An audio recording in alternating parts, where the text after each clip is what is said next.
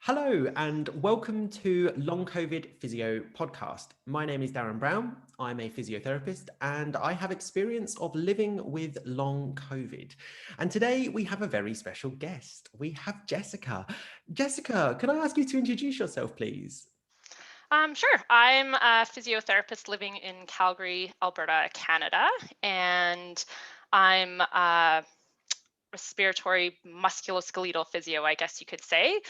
Respiratory physiotherapy is kind of not as prevalent in Canada anymore because we have the introduction of respiratory therapists who do all the technological stuff and intubations and things like that in ICU. So actually physios don't do a lot of respiratory anymore. So I am traditionally a musculoskeletal orthopedic physio and kind of evolved into treating breathing pattern disorders. And so my clinic kind of focuses almost exclusively on breathlessness. Fantastic. Oh, that's really exciting. And I'm so excited to have this podcast with you today because as we know, our podcasts have so far focused on lived experiences of physiotherapists or other allied health professionals living with long COVID. And today we're really excited to have you because you're one of our allies. You're there kind of championing our cause as another I'm physiotherapist. trying. Yeah. And we're really excited for this because we really want to have open dialogues with lots of people, whether they be living with or not living with long COVID. So, and also you're our first Canadian as well. So this is really exciting. So Ooh, I should have brought a little flag to wave around. I don't think I've ever been to Alberta. I've been to Canada quite a few times, so I'm not particularly familiar with that neck of the woods. But We have the mountains, mountains, very nice. the So, are mountains, the you Rocky cold Mountains. where you are, or are you okay? It is, I think it was -11 this morning, which is warmer than it has been all week. It's been a little bit, look on your face. We've been going through a cold snap, and so it had been like -20 at night, which actually isn't that bad. We can get down to -30, so it's okay. Oh, But we have wow. weird temperature swings, like tomorrow, it's going to be +7.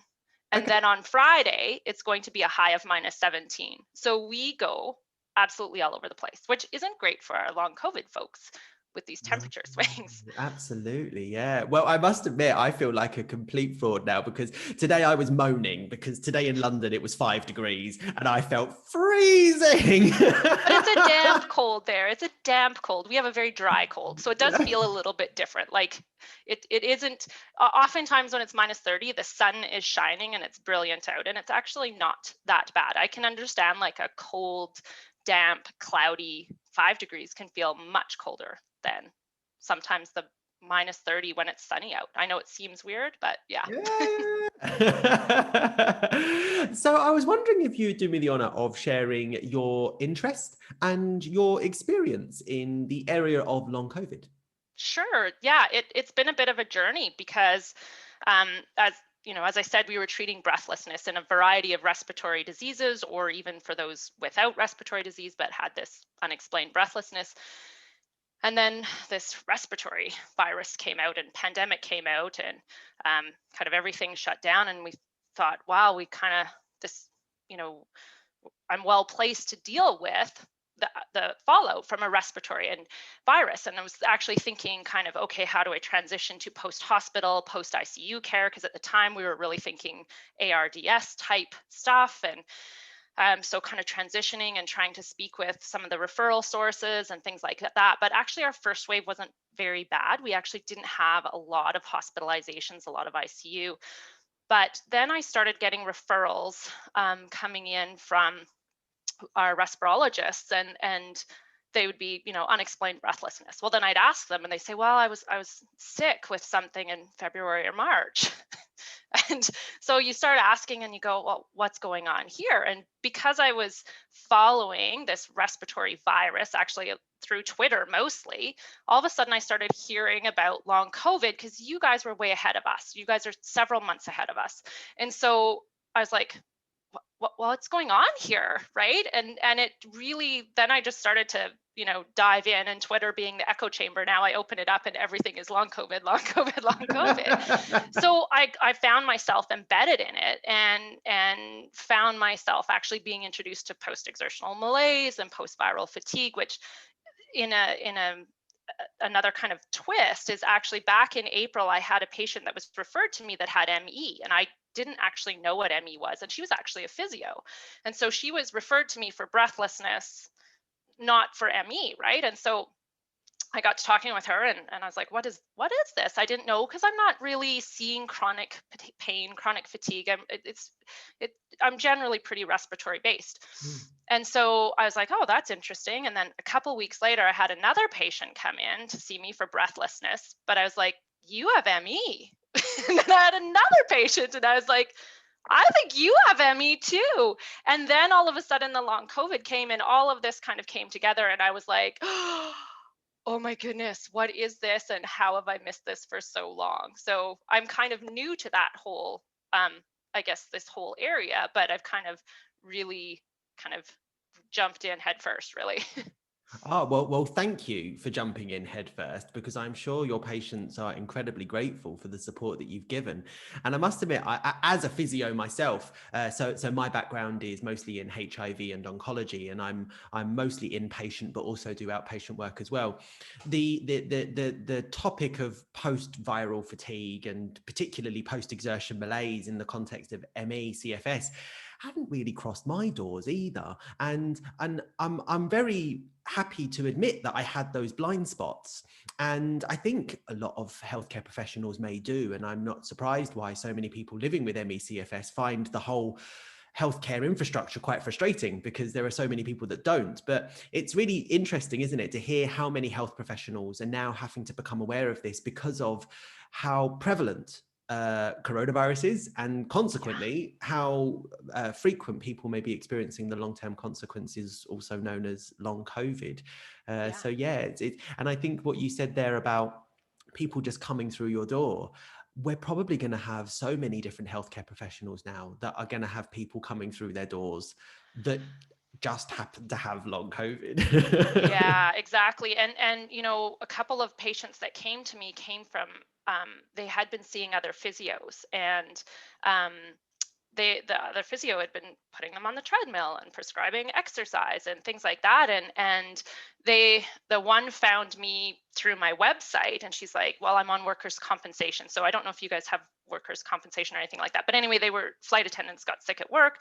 So therefore their disability and their rehab is covered through this workers' compensation board. But I'm not a contracted clinician with them. So you have to get special permission to come and see. So when they reached out to me, they're like, I would like to talk to, my case manager to see if we can come and see you. And I said, don't exercise, whatever you're doing, stop what you're doing, because they got sick in March.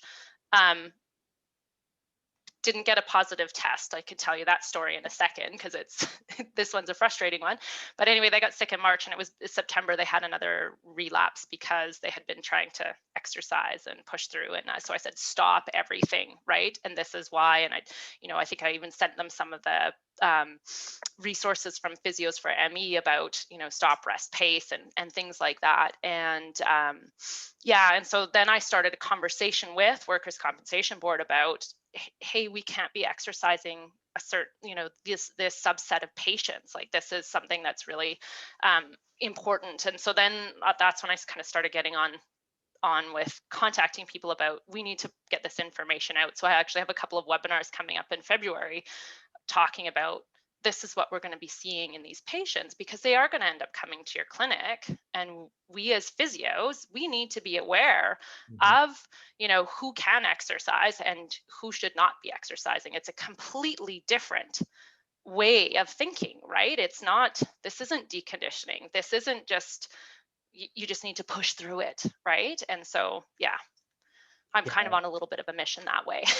Well, please do be on that mission, because I think it's such an important message, and it's something that I believe very strongly in. And I know that one of the things that I found really personally difficult with at the minute is around the topic of physical activity and exercise in the context of long COVID, because there is just insufficient evidence to guide us as to what is safe or effective to provide best practice. We have nothing. All we can do is translate from other areas. And I think exactly right. One of the biggest benefits, but also becomes a challenge of the name long COVID, is that because we don't understand really what's causing long COVID, and nor do we understand the trajectory of long COVID, and it's an incredibly heterogeneous group of people, basically long COVID just basically means that you've got ongoing symptoms, right? Because we don't understand it, which is why it's a Yeah. great term for that. But the problem with that is there's going to be subsets, and we don't really know who they are, which is why you can't have blanket approaches to this. And we must have personalized, individualized, and risk stratified care, which is what's proving the biggest issue at the minute with the conversations and the debates about physical activity and exercise, because a lot of us are not used to maybe having to accept that maybe exercise could be harmful for some people. Yeah, yeah, yeah, for sure. And you know, one of the things that I'm also kind of struggling with is, well, should somebody be exercise? Like, I'm having a little bit of difficulty with going, okay, well, I've had these people resting, but they're still not feeling great.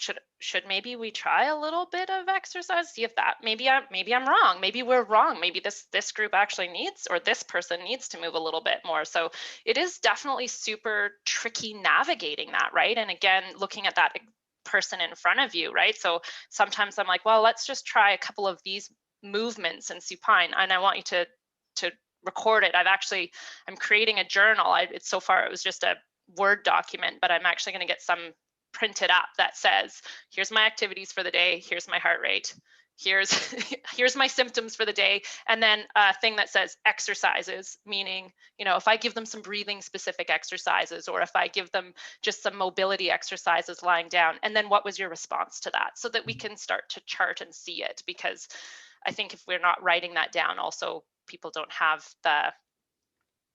they can't remember. There's lots of that brain fog going on, and they also don't realize, right? One person that I gave the journal to, she goes, I didn't realize how often I was getting up and walking out to my barn, because she lives on a farm, right? She's like, I didn't know until I wrote it down, and then I went, oh, yeah. Yeah, So, it's really, really interesting, because mhm. one of the things I was thinking is about the role of your input in terms of the breath work, and how that's manifesting with people that might be experiencing fatigue plus post-exertion malaise, and whether you've seen anything with that.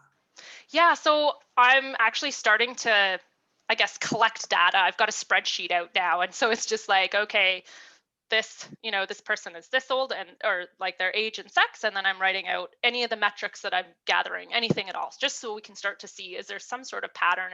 And to be honest, the pattern is that most of them have a breathing pattern disorder. Most of them are breathing quite rapidly. They're very shallow. I also test respiratory muscle strength.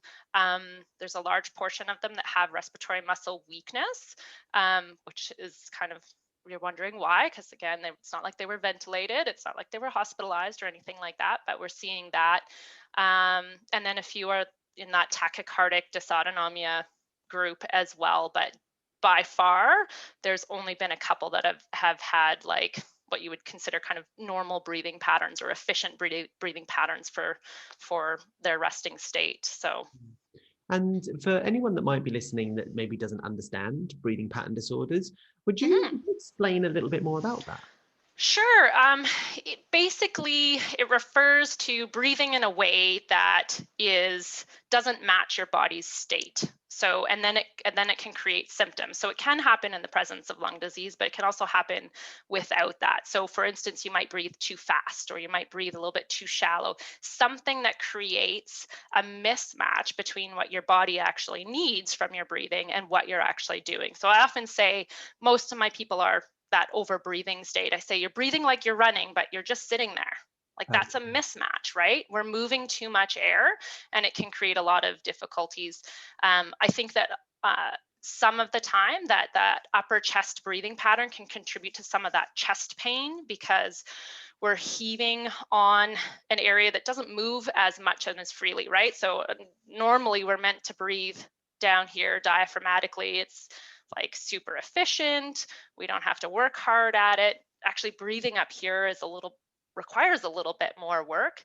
Oftentimes people are kind of tensed up like that, so they breathe in and kind of hold it, and I think that contributes to some of the chest pain as well. It's certainly not 100% of it, because I've worked on, like adjusting that, and we're still getting some of this unknown chest pain, but Mm. it certainly can help. It can help lower respiratory rate if we can teach that lower, slower breathing pattern, help with heart rate control, things like that. Anxiety management, of course, as well, when we get into a little bit more about that relaxed state breathing pattern.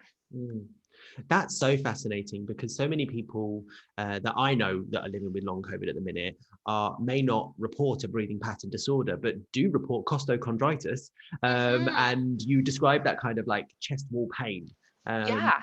so I wondered, like, is there any associations with like breathing pattern disorders and things like costochondritis and? Yeah. So a few of us actually kind of are chattering back and forth. I love Twitter for this. I just absolutely love it. I've connected with so many people actually over in the UK. I've never been to the UK. Ironically, I was supposed to I go wish to you could London. come. I was supposed to go last June. I was Oh, coming no. over for a course. I was going to do a course on chronic cough. It was a 1-day course, but I was going for the week because I was like, this is my opportunity. I can network. I can meet all these people that I know on Twitter. It's going to be fantastic. And then it was like, oh, I'm Oh not no. going. So it's on hold. One day I will get over there. But Oh, fingers crossed. because because I'm kind of a unicorn in Canada, there isn't really a lot of physios doing respiratory work in private practice. So I'm in private practice, not public health, working on breathing pattern disorders. But I've found so many allies myself over in the UK because it's much more prevalent there. Colleagues in New Zealand too, but of course they don't have COVID. So I know, they've done very well. they've done very well. So anyway, so I, messaging back and forth. Hey, what are you finding out with chest pain? What do you think? What do you think? What do you think? And yeah, a lot of us do feel that, if you're breathing in and holding that tension there, or, and a lot of times you breathe in, keep it there, and then breathe on top of that, right? Mm. And then you're just absolutely working those costochondral joints and small muscles compared to the diaphragm, like all of that stuff. I do think it contributes to it. I think it puts us in a mechanical situation of disadvantage, if you will, with our breathing. And I suppose the major difficulty is we don't truly understand why this is happening yet, do we? Because you'd think respiratory virus, of course, it's going to have pulmonary dysfunction. But then the other elements to that is you mentioned things like inspiratory muscle weakness, which then makes you think, well, what's that about? Is that neurological? Is there something else going on? So there's so much to Right? unpick with this disease. Yeah. Well, I know there was one article that I looked at, but it was for ventilated patients that found diaphragm dysfunction. And I thought that they were saying that they actually found virus within the diaphragm and fibrosis within the diaphragm. And this was for ventilated patients. So I was like, well, maybe this is happening with our mild patients. Maybe because some of them are just, it's quite weak. I also wonder, though, if some of it is fear-based in that they don't want to take that big breath in when we do our testing because it has hurt in the past to do that, right? Because they have that chest pain. So there's a little bit of that, right? Is it really exactly weakness, or is it effort based and they don't want to take that big deep breath for, various reasons. Yeah. It would be perfectly understandable if it's painful and Exactly. has caused a lot of pain. Exactly, right? And that's, yeah. So anyway, I mean, there's lots of kind of interesting things showing up from that perspective. So You also mentioned that you've been using some metrics, and I'm presuming you mean kind of like outcome measures or measurement tools. There is no consensus on what we should be using at the minute, but what have you been using? So obviously I'm looking at pulse oximetry.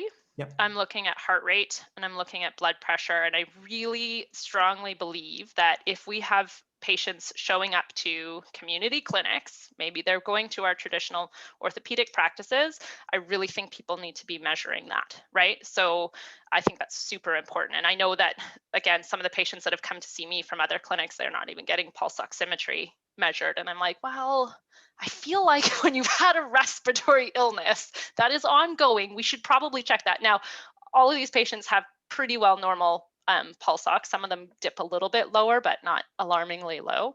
And heart rate, again, I think is really important. And blood pressure. One of my patients, unfortunately, is seeming to have increasing blood pressure and heart rate. And I'm trying to raise the alarm bells to the medical professionals. I feel like I'm banging my head against a wall, but I'm really trying to advocate for her.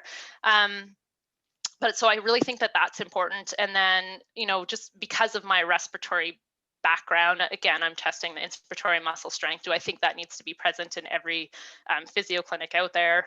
Probably not. And then I also measure carbon dioxide, exhaled carbon dioxide. So I have a capnograph, if you will, and that just helps me see if there are some hyperventilation issues going on. Do we have some mismatch in breathing physiology? I also like it. I always say, this is just drawing your breath for me, so I can see what you're doing breath to breath.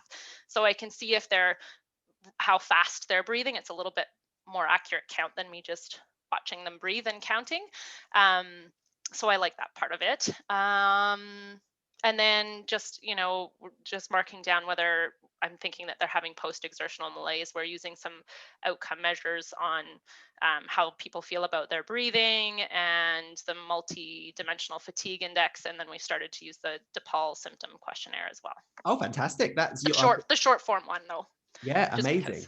That's incredible to hear. I haven't heard many people using the DePaul symptom questionnaire, but I know that that's something that there has been a bit of a call to use, because it's validated in the context of MECFS for measuring post-exertion malaise, isn't it? Yeah. Yeah. So just trying to get a, can we gather some information? And, it might be at the end of it, we look at it and go, yeah, no, it's so variable. There's no conclusions that can be drawn from it. But I think the more information that we gather, the more helpful it will be in the long run to other clinicians, to whatever. Yeah, absolutely. And that's going to be a really big topic for the future, isn't it? Around how we do integrated data collection research that's also across borders, because this is a global pandemic, and so there's such opportunity to collect data in many different ways, and hopefully that can be joined up with international studies and stuff. We're trying to get into some research. It's hard because I'm outside of academia, right? I'm not attached to any institution. So it makes it really difficult. I did get approached by a researcher at our university here in Calgary. So we're kind of collaborating on putting out a kind of a survey as well to try and get a little bit more standardized kind of patient-reported outcome measures as well with that survey, so that that could help guide potential treatment. Right now, my colleague and I are we are trying desperately to get some sort of COVID rehab recognized in our system here. Right now, we have a post-COVID clinic that is respirologists. Okay. And that's it. So they're just testing or reviewing tests and scans, and that's it. There's no funding to include physiotherapy or OT or anyone else. They're hoping to just create put these long COVID patients or post-COVID, because I mean it's anyone with symptoms greater than 3 months. So it could be, the long COVID where we see a lot more of the fatigue related issue, but it could just be ongoing respiratory symptoms. But so they're trying to funnel them into some existing pathways that we have that are not COVID based, that already have a significant wait list. So we're just like, oh, this is really frustrating. Like, we need to have something developed. We're trying really hard to create some sort of public-private communication strategy, because right now within our public system, so in our hospitals and inpatient and outpatient wards through there, are hesitant to refer into the community, into private practices, because they don't want to be seen as a conflict of interest. Okay. But we're kind of like, it's in the patient's best interest. That's what we're trying to facilitate here, is let's close this gap and help our patients. So and that's, I think that there's a lot of eyes on the UK at the moment, because the perception is that potentially we're responding in a particular way, but certainly I know that there are still some challenges here, and it's certainly not an ivory tower at the moment of excellence in terms of delivery of services, because we also have a very large acute COVID crisis. And so therefore there's a healthcare system that's responding to that. So Right. people living with long COVID are also in the queue with everyone else that's living with a chronic health condition if they Yeah. have never touched a hospital when living with long COVID.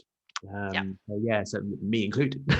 Yeah, yeah, and that's exactly. And our long COVID clinic or post-COVID clinic is again for those with a positive test. Well, we have a lot of people that were sick in February and March that didn't qualify for tests. I have somebody who again the flight attendant, long haul flight attendant, so actually was over in Europe, got sick there, was grounded there. Finally got well enough to come home. By the time she got home, they tested her, but our testing was so early that her nasal swab only went into her nostril, didn't go all the way back. And so the test was negative. She subsequently had a pulmonary embolism. It's pretty much COVID. You couldn't, I'm not sure how you could attribute this to anything else, right? All the symptoms match, and she can't get into the COVID clinics because she doesn't have a positive test. Yeah, that's really sad, because I know that certainly one of the big drives here in the UK, in the absence of a consensus definition on what long COVID is actually based on a symptom profile. Yeah. But actually, even with the current working the definition of it, it's actually on a time frame, which is actually after acute COVID, if you've had symptoms for 12 weeks or more, equals long COVID. So it's kind of loose, but it doesn't require to have a positive test because of the known issues around access to testing. And also some people's tests maybe aren't coming back as positive for those reasons. And that's a particular challenge. One question I did have for you was, I've seen online, we've talked about the benefits of Twitter. There are also negatives of Twitter, but I'll focus on the benefits for now, which is I've seen lots of people reaching out for kind of support and help. And more recently, for people that have been living with long COVID, that are community dwellers, let's call them, never touched a hospital and still struggling with potentially breathing pattern disorders, but calling it breathlessness or difficulty breathing. In the absence of being able to access some services, are there things that are available online that might be reliable resources that you think people could access that might help them to get started with understanding whether what they've got is a breathing pattern disorder? Yeah. And you know what? I think that I have a little bit of stuff on my website, but it's not specifically long COVID related. I understand that the physiotherapy for hyperventilation disorders out of the UK, they have a pretty good website that has some resources there. I have seen things, and now this triggers me. I'm like, I'm gonna have to gather this stuff and I'll put it on my website under one nice little resources section. But I have seen various things kind of circling around again from the UK, because there are more therapists there that are aware of breathing pattern disorders. I think I saw somebody floating out about the Breathe trial, which is more for asthma. So the BREATHE, Anne Bruton, she kind of started at that. So I know that there's that's accessible online. But that, now I'm going to write that down and I'll put it in resources. Oh, you're coming away from a podcast with a job to do. Look at this. I am. Yeah. Well, because I do think that there are some good resources out there, right? And there's definitely clinicians out there, and I do encourage people that have concerns about their breathing in terms of, do they, like, if they're having continued shortness of breath, to consider that, addressing some breathing pattern disorders. And my big thing about that is find someone, i.e. a health professional, that is qualified in it. There's lots of stuff about breathing these days. It's kind of the pop culture thing, and there's lots of gurus out there. Really strongly encourage people to find the qualified health professionals that have the medical knowledge behind breathing and respiratory disease before you just go and try the latest and greatest breathing technique, because it may not be appropriate at all. So Yeah, my heart sinks when I think of the gurus. Yeah, right?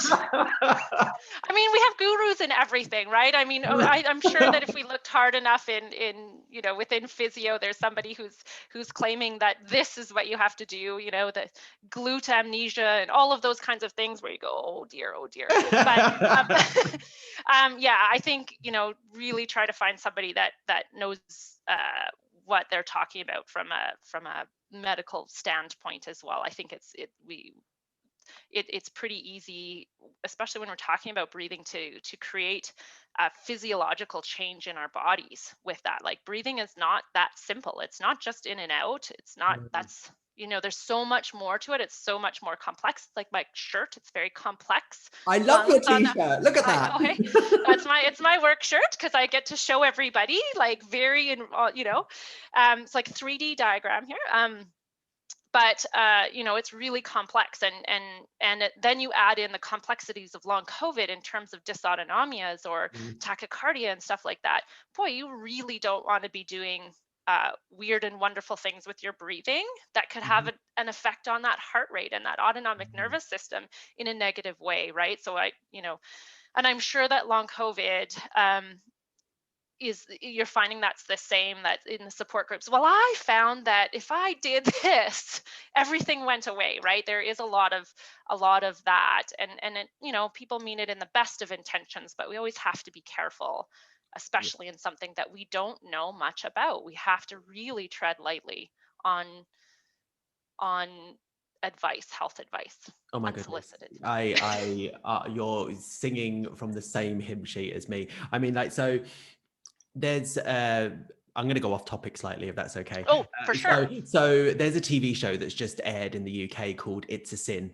And so it's based on, it's by Russell T Davies, and it's based between 1981 and 1991. And it's on the lived experiences of people living through their HIV and AIDS epidemic.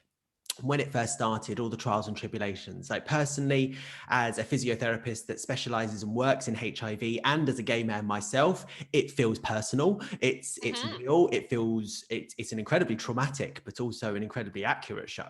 But there are bits in there that kind of really resonated with kind of the current pandemic, which is that when there isn't treatments, when there's a lack of knowledge, when there are people that don't really understand, sometimes people can get desperate and try different things. And there's a particular scene where people are about to, like, drink bleach, and you think, kind of, in the show that is, and you think kind of how now there are people that are desperate. I'm desperate. I'm on loads of supplements because I want to feel and be better. And, I'm very lucky that I am feeling an awful lot better than I was. I'm not 100% back to baseline, but I'm nearly there. But I still take the tablets because I'm desperate not to go back. So I see these parallels as well between how humans react during times of fear without knowledge and skills. And as health professionals, we have to be very, very mindful of our good intentions and the potential unintended consequences. So I just want to completely echo everything you said there. Oh, and I say that, and then I go to my patients. So I just saw some people chatting about this. Why don't you go check it out? I don't say, I think you should try this. Just so you know, this came across my feed. And it was medical professionals talking about it. Why don't you check it out and talk to your doctor about it? So, I'm very careful to not say, although I do have to say the antihistamine one seems to be slightly positive effects, at least for some of my patients here. I don't know if you guys have been hearing that at all, but I've had a few people respond positively. Actually, what the response has been with the antihistamines is they didn't realize how clogged up they were until they took the antihistamines. So I'm saying, do you have allergies normally? And the ones that have allergies, I'm like, why don't you talk to your doctor about taking the antihistamines? Because I feel like maybe there's a little bit of an exaggerated response. So I don't know if it's going to be significant enough or a short. It's certainly something that warrants investigation through robust research trials, which is the suspicion around mast cell activation syndrome, which is not new, but it's certainly new to me. Yeah, right. Here we are, like, oh, this is new and exciting. And actually, it's funny because we both had our eyes open to this whole new population. And when I give a lot of talks on breathing pattern disorders and treating and assessing, and I go, everyone's like, oh, wow, I didn't even know physios did this. And I said, if I gave this talk in the UK, people would kind of laugh me out of town like I was some sort of special thing. But over here, I can feel special because there isn't very many people doing it, right? And I'm sure it's the same thing where you and I are like, oh, wow, this is exciting. And people Yeah. are like, we've been living this for 10 years. Like, where have you been? If it doesn't come across your particular patient load, it's purely acceptable for us to not know about it, right? Like, I mean, I've kind of phased out of musculoskeletal rehab. I'm not going to be able to assess someone's running patterns and figure out, something for them. Mm, You get into what you get into, and as long as you have an open absolutely. mind about exploring other things, right? Like, when ME came out and I was like, what is this? I didn't just go Yeah. whatever, right? I dove in and went, oh, this is actually really relevant. And I think that's really important that we as physios do that. Is wow, this is interesting. Is this relevant to me? It is. Okay, I need to learn more. Yeah, absolutely. And I think that I specialize in HIV, so the benefits of having a health professional that specializes in that particular health condition is hopefully you understand the majority of things that are relevant to that health condition. That the risk is that you don't understand everything else that's out there in the world. But that's why we have specialists, right? Yeah. So yeah, absolutely. I think it's more than okay to appreciate that we've got blind spots. But certainly when we spot those blind spots, it's how we deal with them, isn't it? Yeah. Yeah. I did have a question for you, actually. So this week in the UK, the English National Opera has released some data on a program they've been doing, which is opera singing for people that are living with long COVID. And apparently now it's available to people free on our national health service, because we have a health service where healthcare is free at the point of access, paid through by taxes. By everybody in the UK. And we've been having some really interesting discussions in our long COVID physio group about this, thinking that people that have got breathing pattern disorders may struggle with singing. And we've had our thoughts, but I wondered if I could ask you about that. Yeah. So that's really interesting that you bring that up.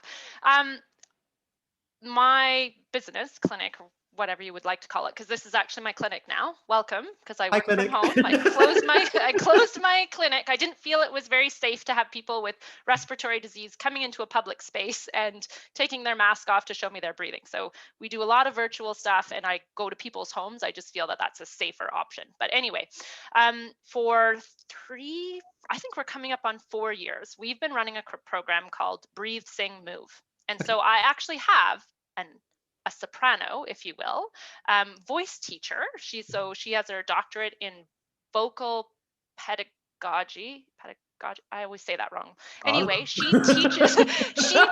You tell me. She teaches. Yeah, well, she essentially is how to teach voice. She teaches how to teach voice. Anyway, brilliant. She is so knowledgeable on all things voice, upper airway, breathing. We are on the same page about it all. I have no qualms with having her lead a class and teach proper breathing, especially as it relates to voicing. So we also talking and singing.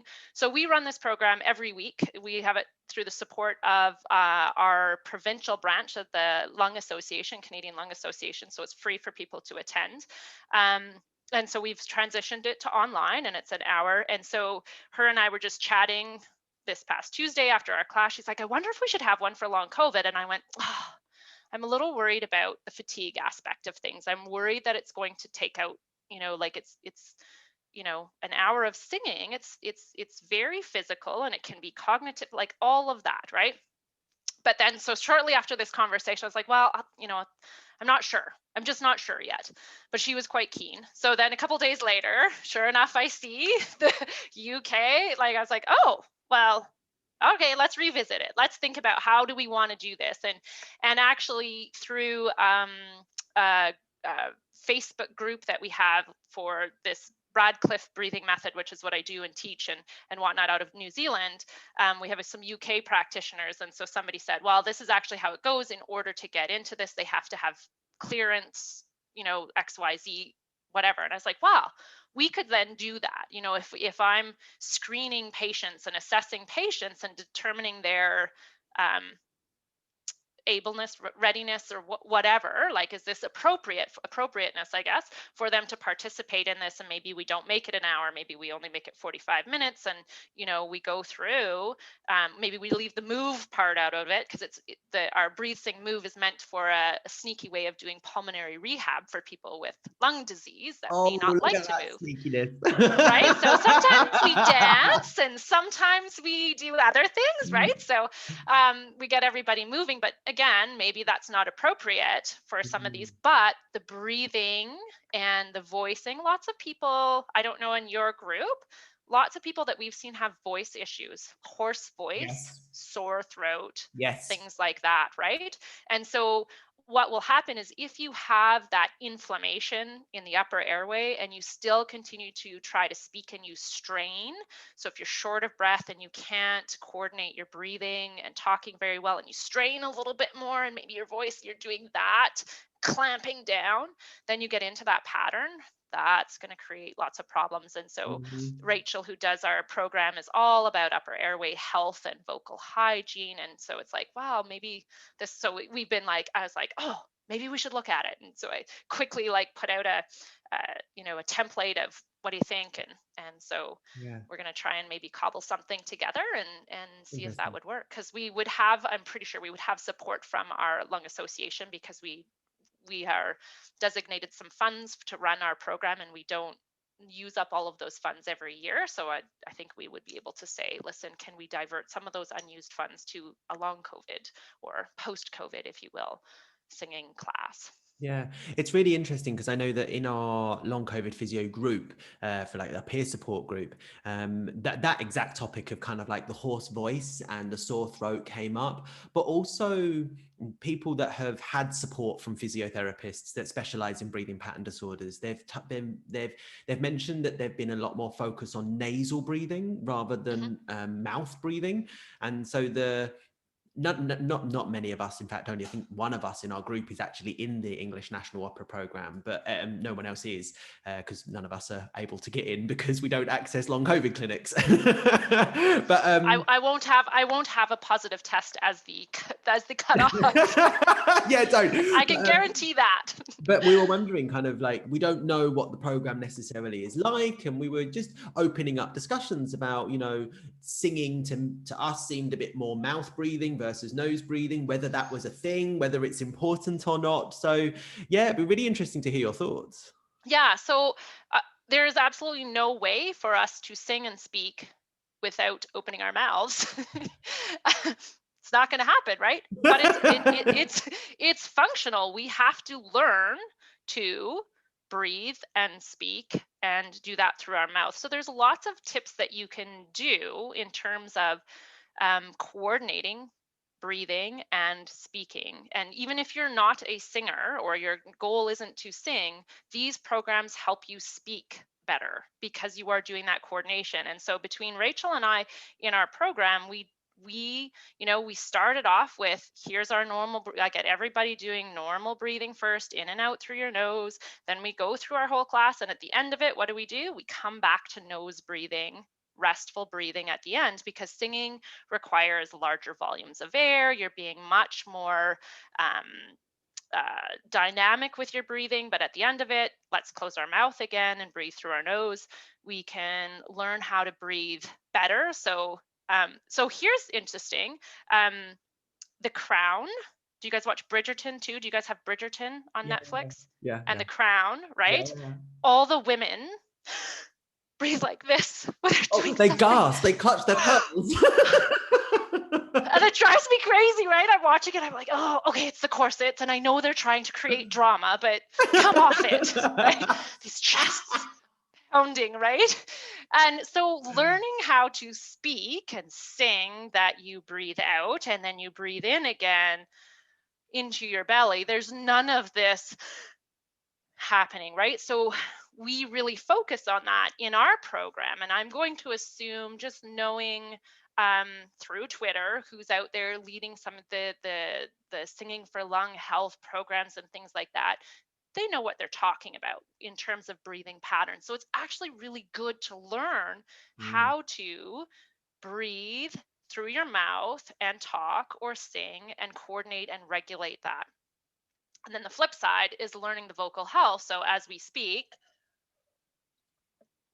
I need to sip my water because you're right, breathing through your mouth is very drying. So we learn those tips. We learn that in, how do we modulate our breath so that we're not getting all the way to the end of our breath and absolutely having to heave in each time. So that's what you learn with that. And it's actually a really good and um, useful thing to do for sure. Oh, that's fascinating. Thank you. It's totally outside of my usual scope, to be fair. I have no background in breathing pattern disorders. So this is an education for me as well. So thank you. I know. Perfect. And so apparently the Mount Sinai COVID rehabilitation program has created an online breathwork program called STASIS. We've had one person in our group, long COVID physio, who's gone through that, who has described it very similar to how you just described your interventions there. So it sounds like there's potentially some shared thinking patterns going on with that. But I know that there are things that are emerging, because it seems like breathing pattern disorders are not uncommon. And I'm just wondering how many people with long COVID might be silently having these issues and not Yeah. quite aware of them. Like, I've had I've had ups and downs with my breathing, but I've never classified my breathing as a particular problem. Like, it's not my symptoms. I don't even Right. include it in my symptom list, really. But I do notice that when I walk, if I walk from the train station to the hospital, it's about 1 kilometer. So it's not particularly long. Takes me about 15 minutes to do. But I notice by the end of it, I feel like I'm shallow breathing. And I've been doing that for 10 months, but I don't think much of it. And Right. but I wonder if there are many other people out there as well that are also living with long COVID who maybe are having slight dysfunctional breathing patterns. Well, exactly. Or they attribute it to that they're fatigued. Yes, which is Right. what So I they do. think I'm out of breath because I'm fatigued, and that can definitely be a portion of it. Maybe there is some of that respiratory muscle weakness, right? So once you get up and start walking, you need a little bit more power from your diaphragm so that you can draw a bigger breath in, because walking requires more than just sitting. So we're going to increase our volume in breathing first. So then we're going to use our diaphragm, right? So is there some weakness in there? Is it, again, that poor coordination? Sometimes what happens is we get this overcompensation. Oh, I'm exercising, I better breathe more. So all of a sudden you're breathing faster than you need to breathe. And again, your heart rate's going to follow with that. So your heart rate's going to go up, and that's going to make you feel breathless as well, right? So it could be a whole bunch of things. And, from what we've been seeing, again, lots of people are having this breathing pattern disorder with it. I mean, I guess potentially because I'm more respiratory based, maybe I'm seeing more of the people that have respiratory based symptoms, right? So, there is that aspect to it. And with the singing group, with the online program, so many people are being affected by ongoing symptoms. It's going to be hard, as we talked at the beginning, it's really individual based, but we don't have enough resources to see each individual. So then these group programs come out, and the difficulty of the group programs, because I've been tossing that around in my head. Should I create an online long COVID so I could reach everybody within the province of Alberta, right? I can only really reach people within my city. Should I do that? But then I worry about creating something for a group of people that are really a group of individuals, right? And so I don't know. I think the education component and the management and helping people, I guess, be aware of symptoms and where they could go for more help, or what maybe not to do, or something like that. I guess that can be helpful, but you also feel like, is that enough? Is that appropriate, right? I think this is the difficulty of all, really, with anything, right? I'm sure you find that in your perspective of I want to reach as many people as possible, therefore I'm going to try and hit 10 people at once, except that person's not going to benefit from this little thing that I'm saying, and I don't think that person should do what I'm saying here. So hard. Absolutely. And I think if we look at the landscape we're in, which is a global respiratory disease pandemic. So therefore, there's lots of social distancing. There's lockdowns all over the world, more so in some countries than others. And because of that, technology is being used an awful lot to reach more people. And certainly we've seen that some of the programs that have been developed for people recovering from coronavirus that are not necessarily specific to long COVID. I won't name them, but those programs that have been developed, some of the criticisms of those programs is that they are a bit generic. And that's because they have to be, because they're a catch-all. And so it's a bit of a catch-22 with that. But I know some of the conversations I've been having with different people is about the need for person-centered care, which is obvious. Of course, we need person-centered care, but how do we deliver that when we are in the midst of a global pandemic with resource insecurities and increasing demand above capacity? So yeah, it's a leave that one wide open, I reckon. Right. If only we had the answers to that one. Yeah, just on the back of a packet of cards, that'll be it. Yeah, we'll fix this. We got this. We got this. We haven't been successful in any other area, right? Pulmonary rehab, oncology, HIV. We haven't been successful in it yet, but we got it for this one. We got it now. Yeah, we came up with the answer. We plucked it out of the air. Yeah, exactly. Oh, Jessica.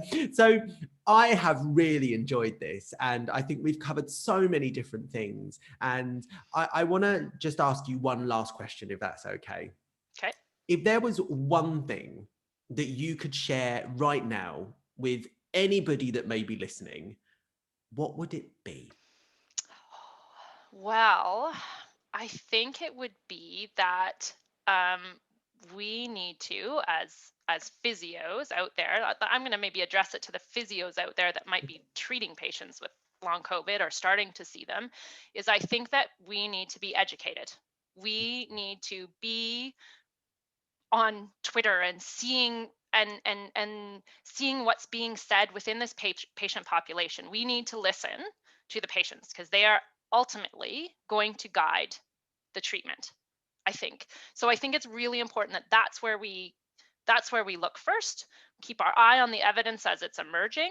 And I think we need to support and believe our patients. I think many people with long COVID, we're starting to give them that, but for so long floundered without anyone believing them. I think it's really important that we as physios can advocate, right? So that's what I'm doing, right? I might not have any answers for these people. I can give them some breathing help, but I feel a little bit like I'm spinning my wheels. It's frustrating from my perspective to not be able to help more, right? And I know we've talked about that, or you've talked about that with others in terms of being sick and not being able to do more. But from my perspective, I feel also helpless that I can't do more for you. So, but I think that the thing that we can do is wave and say, hey, this doesn't look right for this patient. We need some help. So I'm writing letters to specialists and to GPs and to, this one doesn't seem right. Please, can we do something about this? So I think that's important. I think we have a good role in that. Physios, really, although we talk about how we kind of get into our little niche, we actually have this broad scope of information and the ability to understand a broad scope of information. So let's use our skills to their full potential. So if you're working in the clinic and somebody with post-COVID, long COVID, whatever comes, look at that patient. And if you don't know, then go and find the answers or find someone who can help that patient. I think that's really important rather than just pushing through with what's worked in the past. It might not work this time. Absolutely. Well, Jessica, I want to say thank you for not only validating people's experiences, but for advocating for people with long COVID and being an incredible ally. So thank you very, very much. Well, thank you for creating Long COVID Physio. And I know I messaged you this, but my patients really enjoy the podcasts. They really do. I put it to them now. I say, listen, I want you to see what people who are in the know and know better and, right? Know better. I say that we're terrible patients, aren't we? We're terrible patients. But I think that it's really important that individuals that are not health professionals see health professionals having the same struggles. I think it really helps them to understand that this is not an easy time. Yeah. That despite the fact that we say, listen, you just need to follow these pacing rules, you just, with the recognition of it's really hard. Listen to how hard it is. From a health professional standpoint, they know this. They've said these things to patients before, recognizing that it is really hard. And I think it has, like, the feedback that I've had has been really positive from them listening to physios and OTs talk about their own experiences. So I think it's great what you're doing, and certainly it's a resource that I'm sharing with a lot of patients, but also in my coming talks, that's going to be one of the first, resources for physios to access is the long COVID physio, because we can learn from our colleagues. Absolutely. Oh, well, thank you, and thank you. You're welcome.